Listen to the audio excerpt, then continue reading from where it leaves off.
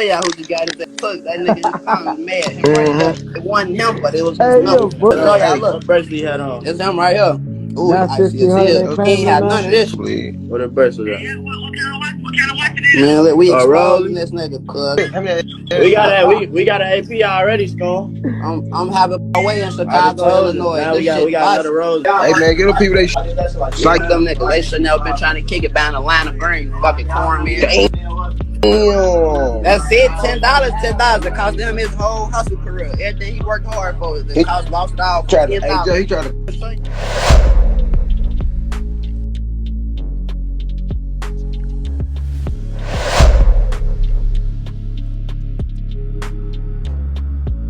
New at 5:30, the search continues for the gunman who shot and killed 2 high schoolers as they were leaving classes in the Loop. Go there in that show with that big ass Drake and the ski on his face, nigga know that's me. Come get you myself, I ain't dropping no bag, I'm a gun for real, I ain't paying no fee. Clear out the block with a big ass chop, you would think when you blow out, man, nigga bleed. Rope around the corner while I'm in the bushes, my other little bus might jump out a tree. Shoot at his face and cut off his hands if he twisting his fingers and throw up a beat. Niggas merching no time, no tag on that for trying to be funny, that's coming for me. Most of these two tough niggas be the ones that first be the ones putting us on the team. There were a lot of witnesses, one bystander even grazed by a bullet. Lots of cameras in this area as well, giving detectives quite a bit to work with. And they had just left on their lunch break when shots rang out. The deadly shooting captured on camera, exclusive video showing both victims. On your screen, you'll see at one point a dark SUV pulls up before at least one person can be seen running from that car and towards the victims. Gunshots go off and they get back into the car and take off heading south on Wabash before turning on Madison. If I get mad enough, the shit will start happening. And y'all know this by now. I went black for like a week and poof. Gotta go. After that one, poof. I came back, poof. I don't let them niggas though. You know, bitch, fuck Fred. Hey, y'all lying on my homie, nigga. Fuck y'all. Fuck Lil Robbie and much shit. Fuck Tom out. Nigga. Lying on my homie, nigga. Fuck all y'all, bitch. Lying on people. Y'all motherfucker got life. Bitch ass people don't lie. Fuck Marky G, nigga. Fuck Lil Rob, nigga. Bitch ass choice, nigga. Fuck them. Yes, ooh. Fuck them all. Ooh. Y'all know what the fuck going on. Red ass. That's Yoda shit. Oh, great. Marky G, no bitch. Shots fired. Wabash and Madison. A passing taxi heard 7 shots in front of the TJ Maxx in Burlington. Today marks 1 year since 2 CPS students were shot to death in the Loop. 16-year-old Robert Boston and 17-year-old Monterio Williams. Police say 2 dark-colored vehicles pulled up as they were leaving school. Shortly after, the suspects started shooting at them. Boston and Williams were rushed to Northwestern Memorial Hospital, where they died from their injuries. Boston's mom was not in the crowd today. We learned she died shortly after her son did. However, Williams' mom was there. She described her son as a beautiful soul who should have graduated high school last May. Monterio loves sports. He was always smiling, just kind-hearted. We gotta stop hiding. We gotta stop trying to keep things secret. I understand these are family members of ours, friends, but if we don't stop and we don't help each other, it's never gonna stop. Man is charged with first-degree murder in a double shooting in the Loop 1 year ago. 22-year-old Tommy Coleman of Chicago was arrested Wednesday in the 5700 block of North Mason. He's identified as one of the suspects who killed 2 teens in January of 2024. Arrested in the shooting deaths of 2 teenagers in the Loop, was ordered detained during a court hearing today. Prosecutors say Coleman was one of 3 gunmen who opened fire outside Innovations High School back in January of last year. A second gunman died last summer. The third shooter has not yet been charged. Yo, what's up, people? We is back. Another day on Keep It G News. And today, y'all, we is in Chicago, Illinois, again, to talk about a story that broke maybe 2-3 days ago, y'all. And it's about Bloodhound TSLICK. Now, y'all, we have talked about Bloodhound in the past. And y'all know my take on Bloodhound. It's really almost the same take on the whole drill movement all around the board. But when we talk about Bloodhound, we talking about Bloodhound Lord Jeff. We talking about Q50. We talking about, what's the other kid name? Rel 700. I don't know all the names.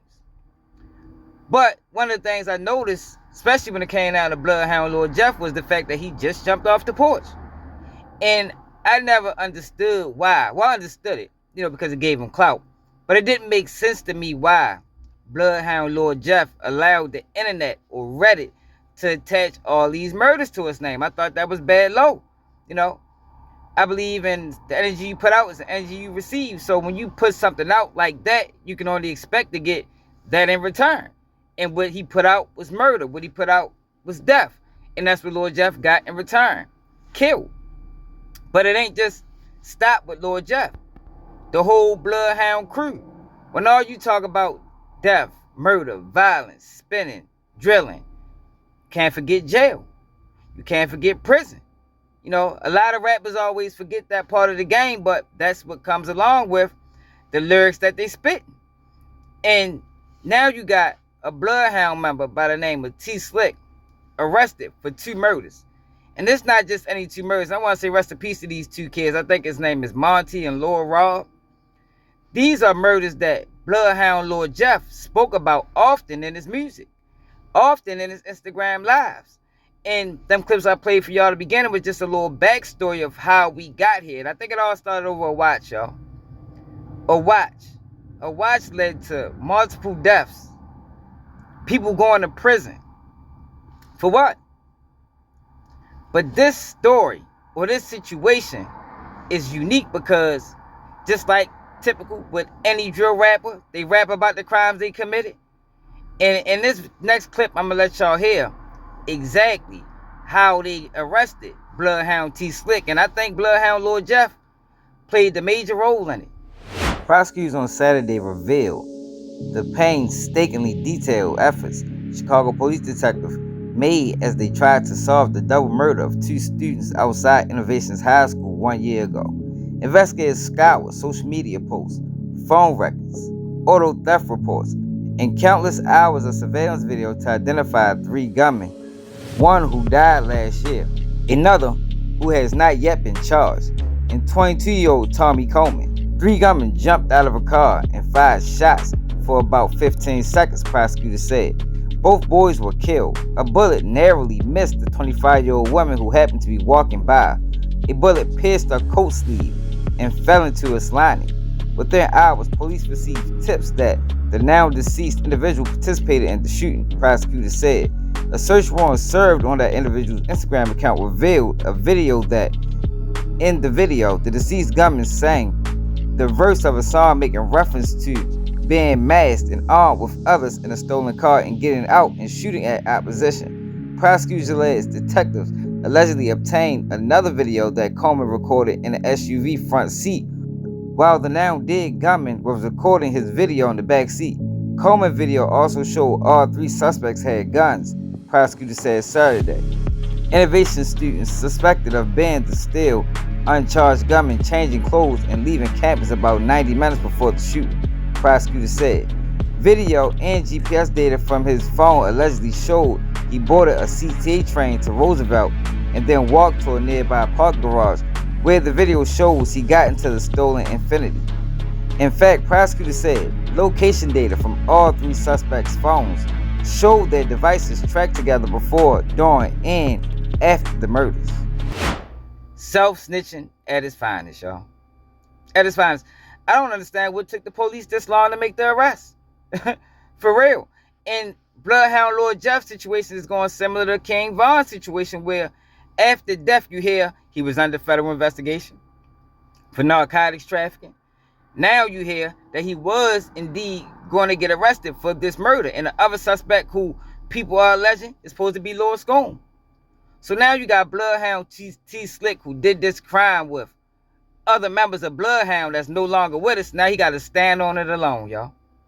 And this is not one of them situations, because I've seen people floating this story around that he can tell on Lord Jeff. This ain't that. There's absolutely nothing Chicago PD can get out of TSLICK by him telling on Lord Jeff, because Lord Jeff was a co-defendant. He's a co-defendant.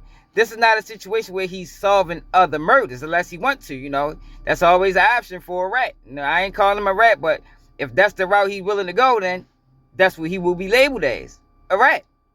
But this is not a FBG Butter situation. This is not a Terrence Williams situation, even though in both of those situations or both of those cases, Butter testimony wasn't about telling on the dead. Butter told on the dead to get his gun charges resolved. Butter testimony in the O Block trial was creating the timeline. Butter testimony in the O Block trial was elaborating as to the beef that went on all these years. They needed that timeline so they can charge those guys with a RICO, so they can say it's an organized crime. So the murder of FBG Duck would make sense because it was an ongoing feud. That's what Butter testimony was for. And then you got Terrence Williams, who told on everybody. Not just dead folks. He told on correctional officers. So I think the narrative when it comes to this telling on the dead thing is flawed because the people that supposed to told on the dead ain't being honest about what actually they did. You know? How did they get out of these situations? It was a lot more than telling on the dead, y'all, I promise. But now Bloodhound TSLICK, who did this murder allegedly with other Bloodhound members that's no longer with us, you gotta face the music.